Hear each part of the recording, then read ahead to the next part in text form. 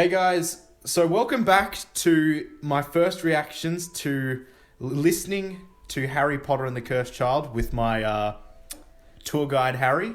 I hate myself. And so last episode we were going through the first two acts of Harry Potter and the Cursed Child, a story which I've heard bits of but never actually got the full picture, and Harry is taking me through it, and right now this is incredible. So I think right now there are small elements which are really getting under my skin.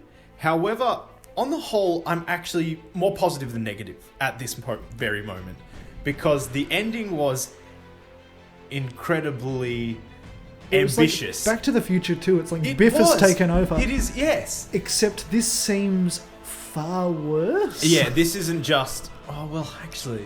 It's the Nazis won World War II. Villain's the one controlling everyone. Yeah. I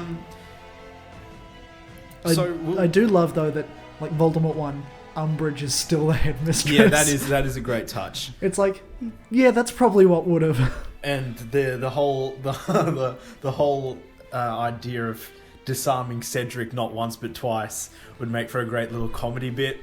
They disarm him and then they like engorge him so he floats away. It's amazing. And he's humiliated so he doesn't So he'd be like what's her name from Prisoner of Azkaban? Aunt Marge. But we haven't heard the end of Cedric's role in this timeline. And boy oh boy is it a doozy, I'll tell you that much. So this is my recap of what I've got so far. So Harry Potter and Ginny Weasley have had 3 children, and the second one is named Albus Severus, who gets sorted into Slytherin and becomes best friends with Draco's son, Scorpius, who is rumoured to actually be the offspring of Voldemort. Which seems ridiculous. So we've basically skipped through 3 years of his schooling,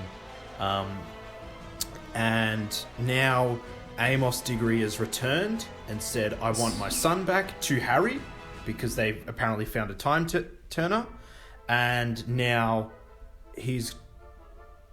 but Albus and Scorpius have taken that and decided they want to go on. Is it just they want to go on a journey? They kind of want to rectify one of their Harry's mistakes, because they just want to kind of do something right. Okay, and so they've gone back to try and meddle with the time. And I think that is when this thing started to go downhill. However, I have been alright at the instances that they've come back in time and things have changed around a bit. It's definitely interesting what they've done with it. It's going to get more interesting, I'll tell you that much. Okay, so do we want to get into it? Yep, so this is part 2 of our video of my first reactions to Harry Potter and the Cursed Child. Harry, take it away. So Act 3 starts. Scorpius is kind of traversing a world where he's popular. He's an ally of Umbridge. He's kind of like Draco in Order of the Phoenix, where he's like teaming up with Umbridge to take out the other students. But he's like good at Quidditch. He's smart. He's all this. And then he has a meeting with Umbridge, and the natural way to end conversations in this world is, it's described a bit weird. I think it's kind of like a Wakanda salute, but they say, for Voldemort and Valor. Holy shit. So we're basically in a North Korea type state. Essentially. For our supreme leader. It's then discovered, like, one of the Slytherin girls is like, want to go torture some mudbloods in the dungeons? And so half-blood wizards are tortured, and a individual known as the Augury represents Voldemort's wishes for the school. This is scarily familiar then to a certain horrific event then. Yeah. And Voldemort's wishes include mudblood death camps, torture, and the burning alive of those who oppose Voldemort. Oh my god. And this is at a school. Oh my god. This is fucked up. Okay. Yeah. Scorpius learns throughout history, because he goes to the library and this kid's like, I'm sorry, your homework's not ready. Why are you in a library? Like, you'd never study this, that. And he reads a history book. Oh, so he's gone in and he's been like, okay, so it's like he's Biff and this kid is George McFly. And the kid's like, oh yeah, I haven't finished your homework. Okay. So he reads this history book, and after his humiliation, Cedric got really angry. He became a Death Eater. But his his role was really small. He only killed one person at the Battle of Hogwarts before his own death. Neville Longbottom. Cedric killed Neville. Yep. Before, Cedric beheaded Nagini, which meant that Voldemort couldn't be killed because she was the last Horcrux. Wait, what? So Neville beheads Nagini with the Sword of Gryffindor, Yeah. the last Horcrux before Harry is killed by Voldemort, so that Voldemort can be killed. But because Neville dies and never kills Nagini, Right. Voldemort cannot die. Okay. So Harry dies in his place. Because Neville died. Neville derails this timeline. God damn. One like equals one prayer for our comrade Neville. Neville dead, okay. Yeah. So Scorpius goes to the potions teacher, Professor Snape, who he has a conversation with. And Wait, hang on. How is he still alive? Well, because Harry died. I can't remember that. Is it just it's kind of like is the Battle of Hogwarts basically like in the movie just that scene where they're running through the... I feel like it is. Like, Snape's just alive. Snape died after that, didn't he? I think so, yeah. And so Scorpius is like, I know you're on Dumbledore's side. I know you're a good guy. And Snape's like, I could get you, like, killed for saying that. Like, what are you on about? And he's like, I know it's you. And Snape's like, it's not me. And then he's like, you loved Lily Potter. And he's like, what? It's like, I know you loved Lily Potter. That's why you're on Dumbledore's side. And Snape's like, how do you know this? And it's like, time travel. And he's like, okay. And he takes him through a secret passage where we meet what's left of the Order of the Phoenix. It's Snape and two, like, ravaged rebel versions of Ron and Hermione, who are like, they're the three that are just trying to save the world. They're all that's left. Snape, Ron, and Hermione. Yeah. Damn. But it's kind of like war-torn, like they haven't seen the light of day in forever. Oh, Jesus. All right. And it's a bit like, oh. And then, like, Scorpius is like, in the timeline, you two are dating. And they're like, we don't like each other. And then they're like, we don't like each other? How pathetic. We do.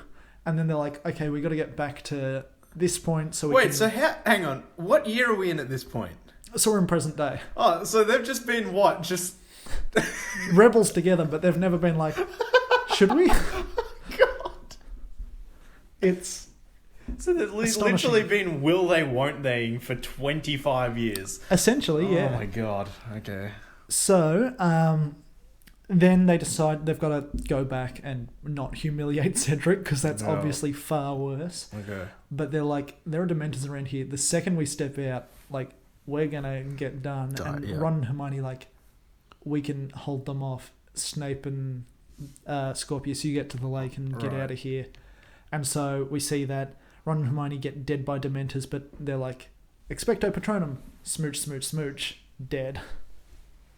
Dementors kiss. And then Scorpius is like, my best friend Albus Severus was named after you, like Harry's respects, like everything you did and all this. And it's kind of in the midst of this horrible, horrible scene. It's like, I kind of like that a version of Snape got to be like, this was what I fought for. Yeah. But then they time travel back. Scorpius fixes the timeline, but then when all the adults rock up, it's like patting his pockets, where's the time turner? It's like, oh no. And so then everything's back to normal. Albus and Scorpius is back. And then they go to the Owlery. Is Rose back? Rose is back, yeah. Okay. To destroy the time turner, because Scorpius is like, I got it, but I'm a Malfoy. I can lie like for shit. Yeah, right, okay. And so they go up to the Owlery because they're like, we should probably destroy this. Like, we tried to save the world, it didn't happen. And Delphi rocks up and she's like, you guys are going to blow yourselves up doing something like that. Like, I'll blow it up here, give it to me.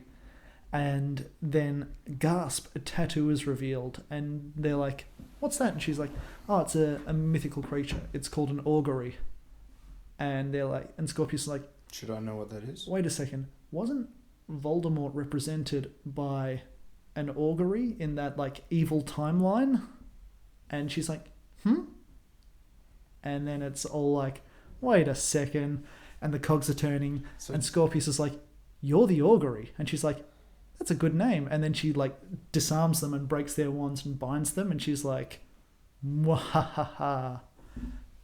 It's very like, oh? What the fuck's an augury? So an augury is just a mythical creature.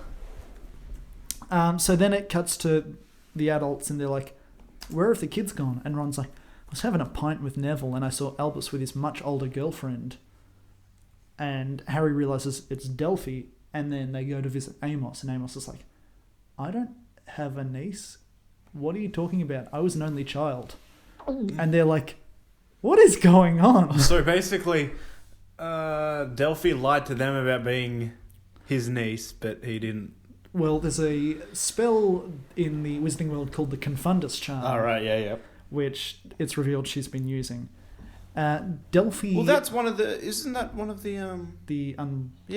unforgivable... Unforgivable curses, yeah. Oh, yeah. Delphi reveals her plans, and she's like, I want you to go back, but Albus, you have to humiliate Cedric because of the prophecy.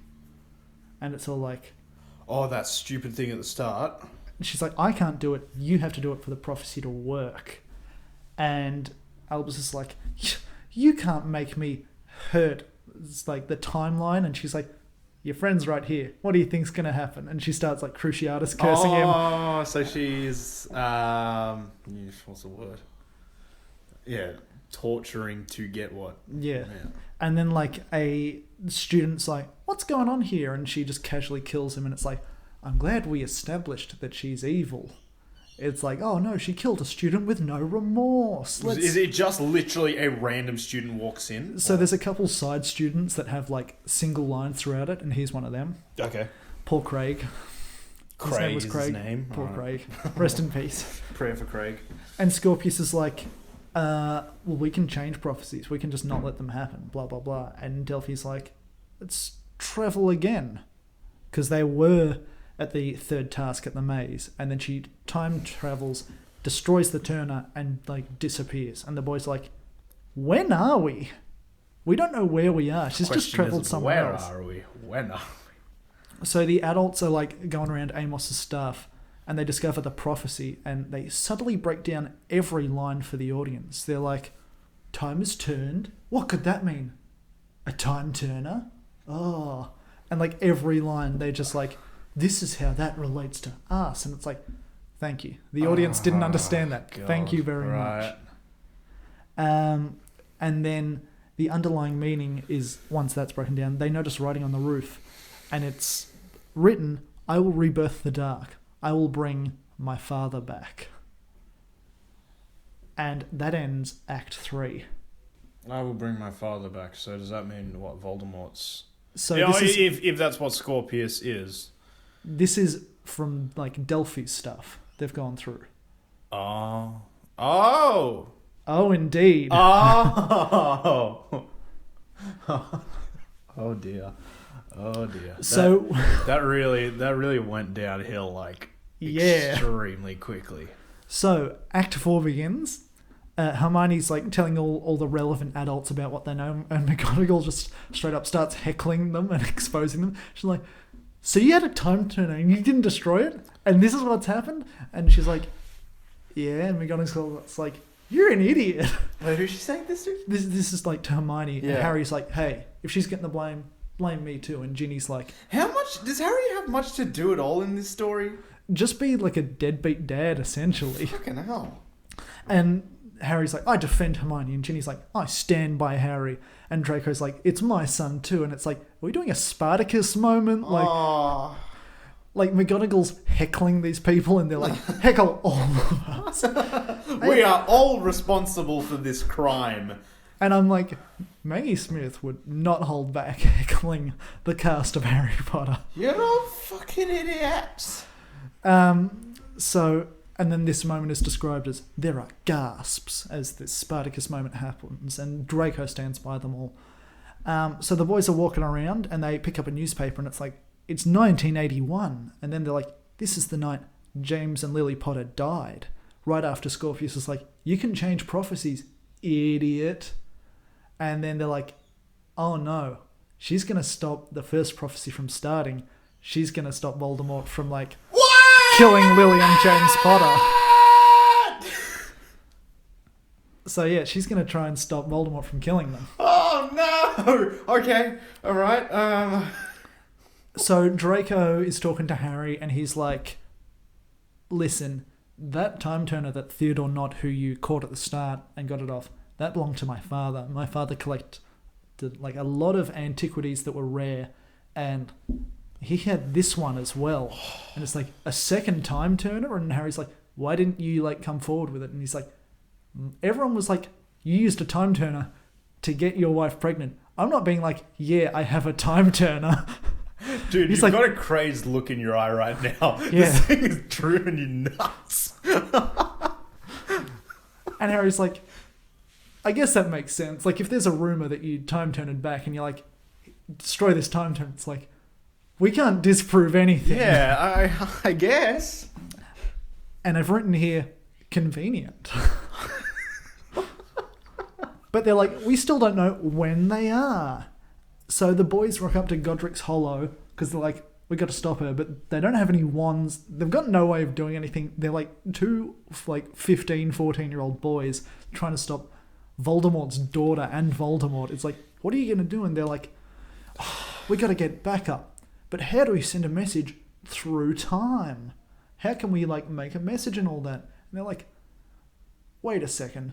What was something that Harry consoled every Hallows Eve that we could write a message on? Stupid fucking... Alright, yeah. That he won't notice until now, because otherwise they'll mess up the timeline. And then he's like, hey, what are the ingredients of love potion? And Scorpius is like, well, there's pearl dust in it. And he's like, and what reacts with pearl dust? And so they're like, what if we write a message in this so that when the love potion knocks on it, a message comes up on the blanket? Oh, come on! And so in my summary here I've written, convenient? Nah, it makes complete sense. Don't even worry about it. This is so dumb. And then they're like, we need wands. And then they're like, hey, Bathilda Bagshot, remember her? She lives like right here. She's an old lady. Let's just rob her. The snake lady.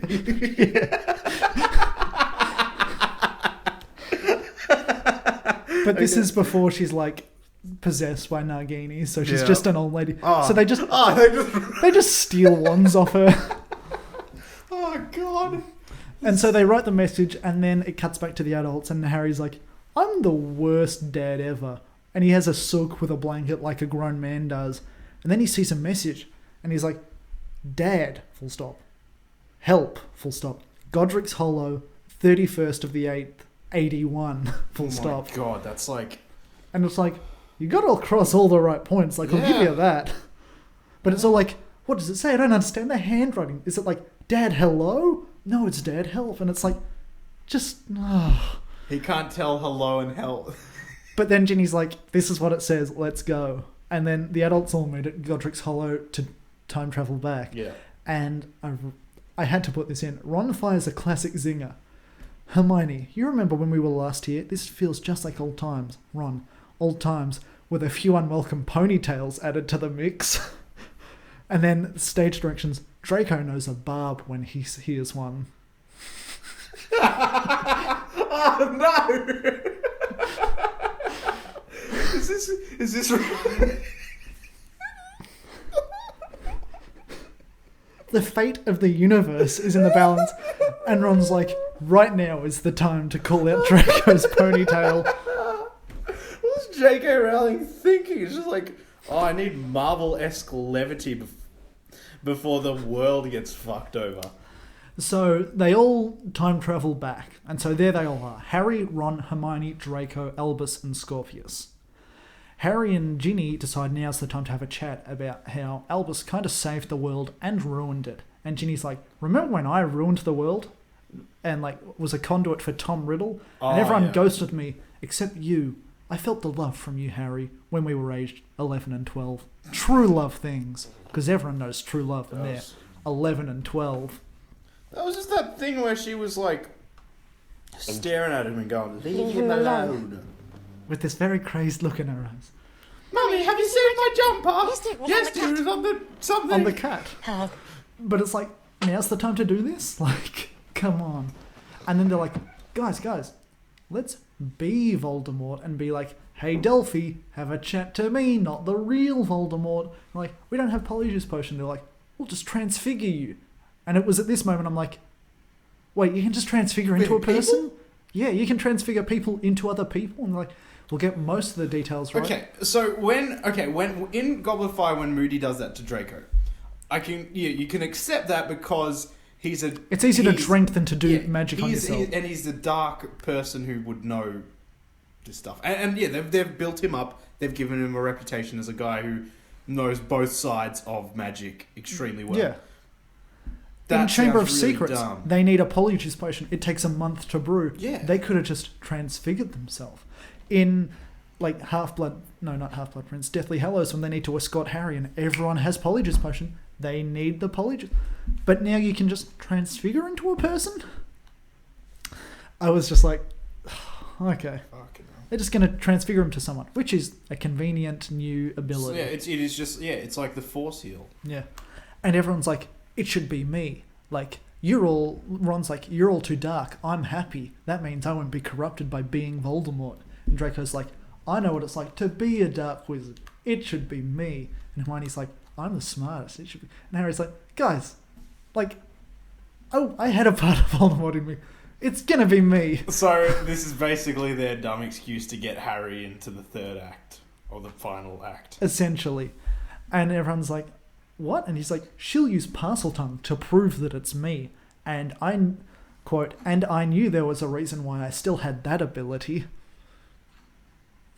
What? So that seems like... Did everyone else think that, because Voldemort's dead, he loses Parseltongue? Well, he did, but now it's come back. What?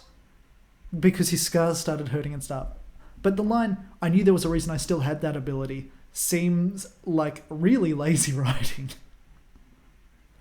Hey, so did he have Parseltongue taken away for a bit then? So, because it was part of Voldemort's soul, and because Voldemort was destroyed, that was kind of gone. But because his scars started hurting and he's had these dreams, some things are back. Mm. So Delphi meets Harry Voldemort in the church, and they have a chat, and then the transfiguration starts changing slowly, and she notices a door open off in the distance, which makes her suspicious. Because door opening, you're like, something's not right. Wait, who's that suspicious? door opened, Delphi. Yeah. Because he's like, I'm Voldemort. Look at me. Let's have a chat. And yeah, a door opens, and she's like, hey, something's not right. That door opened. Okay. And here I've written, probably wrong. The dumbass. It's a klutz. And then, because he's transfigured, and he becomes shorter, which I find really funny. Harry. He like, and she's like, you're not Voldemort. And she throws a spell, but he does too. So Voldemort's standing in front of her, and then he just goes... Essentially. That's actually funny. That's good. So she throws a bloody spell, but he does too. And then she throws a spell at all the doors, which locks them, because they're all going to ambush her. Yeah. But she locks all the doors, so it's like Harry versus Delphi. But for some reason, everyone's locked out except Albus, but she's too strong for both of them alone. Has Albus just completely become kind of irrelevant? They're the side characters now. But you see the audience. Harry was never alone, because she's like, you can't defeat me alone. And then Harry's like, through all my adventures, I was never alone. I had friendship. And on cue, Albus Alohomора's all the doors. You'll never know love or friendship. And I feel sorry for you. That was a line in that movie. And he said it. He said that line. He said the line. He said that line. I feel sorry for you. And so after that, Albus is like, why don't I just... You know that unlocking door spell that everyone knows? Why don't I just do that? Which any of the other wizards probably could have done. What is it? It's... Hermione does it in the first one. Alohomora. Right. So he does that on all the doors. And everyone runs in. So it's like 6 adults and 2 kids, like all doing spells. And this one chick who's like powerful. But like... You've got basically the most famous wizards in the world. There's 8 of them against you. I thought in the third act the villain was meant to get the upper hand at some point. Well, she had the upper hand against 2 of them, and Harry's like pretty powerful, but like it's 8 of them. It's Harry Potter, like what the fuck? And so I'm not sure how long this goes on for in the stage play, but in the book it seems like they all just come in and just like nerf her instantly. Okay. And then she's like, they do like a binding curse and she can't move, and she's like, I just wanted to meet my dad. And Albus is like, we should kill her, right? Wait, hang on. Who was her dad again? Voldemort. Oh yeah, right. How did I forget that? Yeah, there's too much stuff going on. And then like, yeah, Albus is like, we should kill her. And Harry's like, no, like put her in jail. It's like that scene of Community where it's like, we will sentence him to the Put sun him in chamber. the sun chamber. No, call the police. Take him to the police. He murdered someone. Take him to jail. And so Harry's like, or we could just You guys are weird. throw her in Azkaban. Like, we're not like her. We don't kill people. And then, like, they're all in the church, like, we should go back. And Harry's like, I've come this far. I need to see Voldemort kill my parents. I need that closure. And everyone's like, is that closure? Why do you want him to kill your parents? Oh, Okay. What? Well, no, hang on. Okay, so that's like the Flash when he Saves his mother and all Yeah, that. he Except, accepts. like, he can go back and everything's fine now. He doesn't have to make sure it happens. Like, Yeah, But because oh, they wait. didn't actually stop it from happening, did they? So because Delphi never ran into Voldemort, like, nothing's changed. Yeah. So they can just go back and everything's the same. So what? He's just gonna go watch it. But he's like, we should stay and watch. And so, like, they act out the scene and everything. It's like, okay, but everything is done now and everything is as it was. And they go back to Hogwarts, and it cuts to Albus and Scorpius. They're up to shenanigans. Scorpius just asked out Rose, who said no, but he's excited anyways. And then the conversation between Albus and Jesus. Scorpius happens, and Scorpius says, but I want you to chime in when this sounds like something you've heard. But I asked, like everything's back to normal. Everything's back to normal. I'm waiting for that bit where it's just like something stupid, like in a comedy movie when something at the end happens where it's like at the end of Spider-Man: Homecoming where Aunt May walks in, he's just like, like I'm waiting for that moment. I wish it kind of never wraps up. It just kind of ends. So this is the line that Scorpius says after Albus is Okay, like, so this she is turned you familiar. down, Yeah. but I asked her out. I planted the acorn that will grow into an eventual marriage. No! I read that and I'm like, You planted the seed and then fuck the plant. is that a 40-year-old virgin? I'm like, did no one notice that? Oh my god. And then there's a bit of banter. Scorpius is like, hey, we got a new potions professor and she's female and she's like 40 years older. Probably your type, Albus. Oh, yeah. Classic, because he likes older women. Oh yeah, he made out with his aunt, did he? And he was like hitting on that 20-year-old. And sorry, I forgot to mention a key point. When Scorpius was popular, everyone called him the Scorpion King. Oh my god. And so Rose rocks up and drops another classic natural zinger because these three are best friends and have natural banter. And she calls Scorpius the Scorpion King. What fun natural banter these three have. Not forced at all, I have in my notes. Then Harry and Albus have a chat. They're mates now. No more angst. They head up to Cedric's grave and that kid who was killed. Craig's grave. He's still dead. And they all lived happily ever after. Oh, that's it? That's it. Oh my god. What happened? Craig died.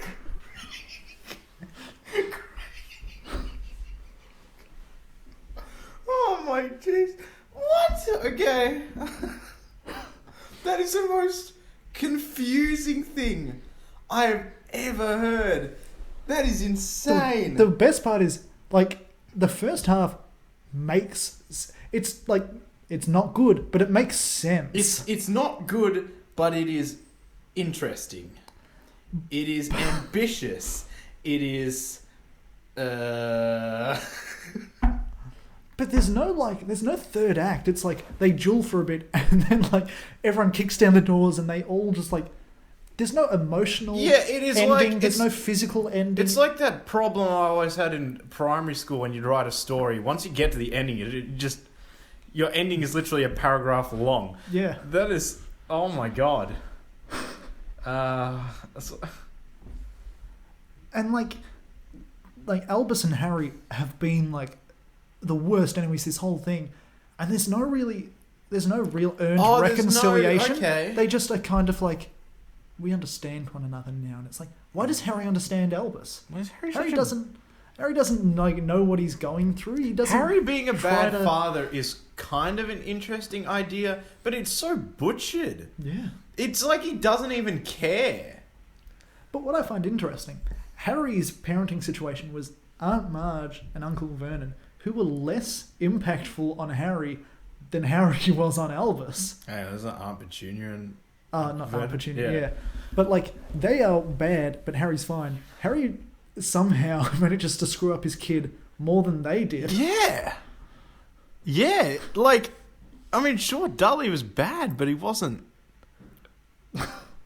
I don't even know what the word to describe him is. Oh, Dudley gets like one moment in this, because when Harry's giving him the blanket, he's like, oh yeah, like Dudley found it after Aunt Petunia passed away, and he was like, I thought you should have this. And it's like, that's all we need from Dudley. A kind of like here, this isn't much, but this Dudley gave him the blanket. From This is Aunt Harry Petunia's. saying it, though. Yeah, this is like, Okay. I got this blanket. Dudley 'cause- doesn't actually show up. No. Okay. But I'm like, That's a nice moment. you addressed it. I mean, you didn't give him makes too it- much. Well, doesn't make up for the...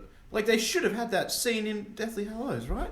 That would have been it could have been one of the best scenes in it. Or even like the scene in the books where like Dudley says he's sorry before they leave Privet Drive. Like, it's just a small scene, but he's like, I wish things could have been different. And it's like, this doesn't make up for anything, but it shows that we're not what we're made. But yeah. That was... Oh, God. So, in the end, ultimately, nothing changed. Except Craig. Yeah. Shit! Craig died. All of this shit, and just some poor random kid got killed. Voldemort came... Well, hang on, did Voldemort come back? Voldemort never came back. Oh, okay. Oh, there was just a No, so Voldemort like is seen doing what he's done, but he never returns.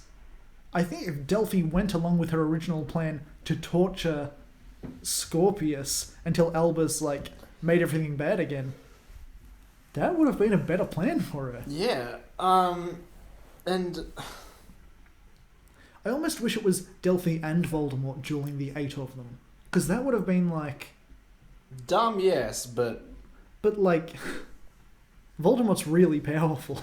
yeah, it would have there. There would have been, yeah. Especially this is Voldemort at the height of his powers. If it's before he kills, yeah, it's like if all of the Avengers showed up at the end of Endgame, but it was just Thanos. Yeah, It was just him. He didn't have his army. It was just him. it's literally the scene at the end of Age of Ultron where it's like Thor, Iron Man, and Vision Oh yeah, all they're blasting. all blasting Ultron. It's just like he's just a robot. So you made me read that. So this was like Did you read that cover to cover? I read that cover to cover. Fucking well done. I read it through once and I skimmed through it to summarize because I like cut chunks out that didn't matter. Is it a quicker read because it's a stage play? Yeah. Right. Like if you look at it, Oh yeah. it's like a script. Yeah. Okay. But oh man, that's a interesting. The most read. bizarre thing was easily the trolley lady. That was insane. That is infamous for the line, her hands turn to spikes. That doesn't compute in my head.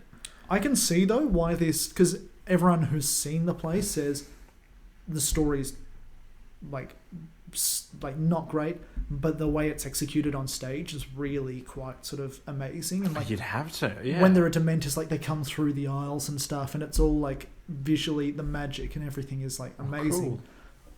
but like it doesn't make up. Oh, it doesn't make any sense on paper. A very unlikable protagonist. Yeah, Jesus Christ. Scorpius is great in this, I think. Scorpius is great. Harry's a deadbeat dad. Ron's a fat schlub. Hermione is a multiple versions of stuck up. Ron's like comic relief, but it's no longer laughing with him. It's laughing at him. Oh my God, it's like Indiana Jones. It's like Crystal Skull Indiana Jones. Not really, but it's worse. It's worse.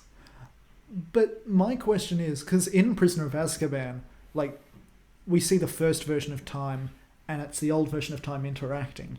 Can I go back and watch Philosopher's Stone and see, like, the scene where, like... Well, it's not in Philosopher's Stone, but the scene where Voldemort kills Harry's parents, knowing that Harry's off in, like, the sidelines with his kid, Draco, Ron, Hermione, and Scorpius watching? After they've just... Yeah. Oh, what the fuck?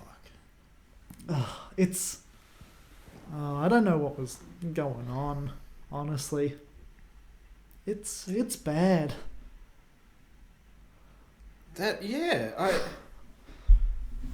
I can't believe.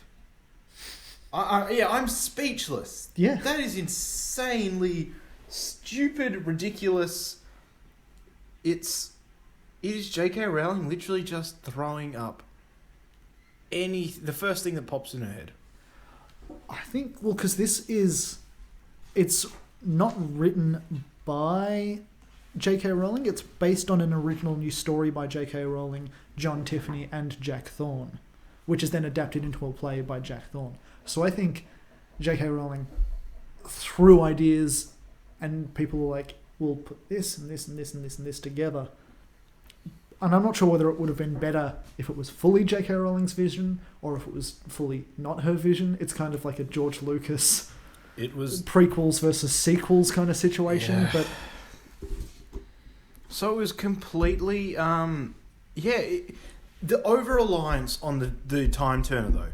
That is what gets me, because in a film, you can have MacGuffin, but MacGuffin cannot be used for every single thing that happens in the entire film. Yeah. Which is what has happened in this story.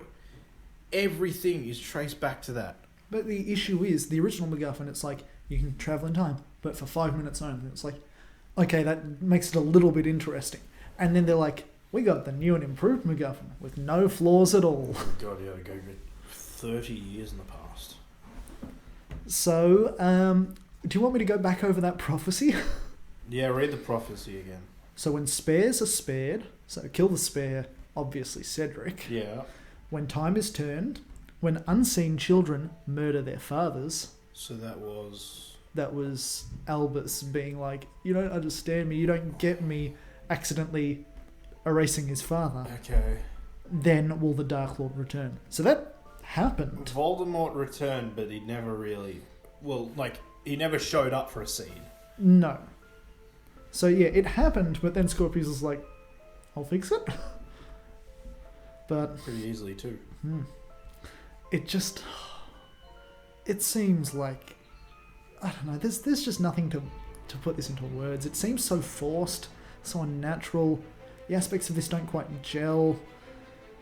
Like, I don't even know if I would want to see this in a movie version just for because I remember when this thing was coming out, I must have said to you a few times that I bet you this will be a movie one day, and I didn't know how dumb this was.